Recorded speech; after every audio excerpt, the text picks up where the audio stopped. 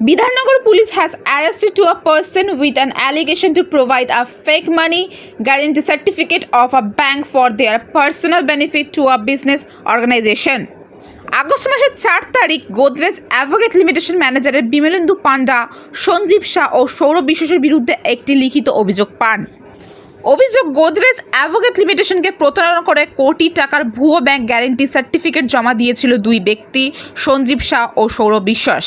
কোম্পানির পরিবেশক হিসেবে নিয়োগ পাওয়ার পর তারা ঋণের ভিত্তিতে পশুখাদ্য সরবরাহে আবেদন জানায়। শর্ত সাপেক্ষে 1 কোটি টাকার ব্যাংক গ্যারেন্টি চাওয়া হলে অভিযুক্তরা ইন্ডিয়ান ওভারসিজ ব্যাংকের নাম ভারিয়ে ভুয়ো সার্টিফিকেট জমা দেয়, কিন্তু নথি যাচাই করতেই ফাঁস হয় বড়সড় প্রতারণার চক্রান্ত।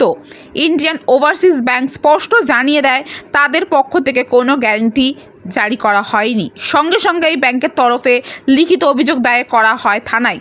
দীর্ঘ তদন্তের পর অবশেষে পুলিশে গ্রেফতার করে সঞ্জীব ও সৌরভকে।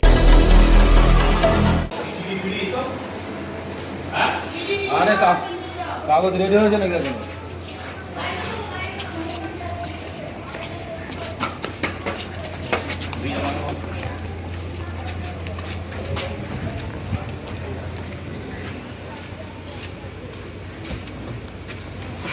কাগজ নেবে না?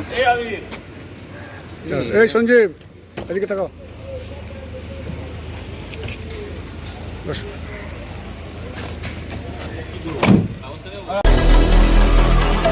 বিধাননগর থেকে ক্যামেরায় উজ্জ্বল পালের সঙ্গে আমি রিঙ্কি, নিউজ কলকাতা 24।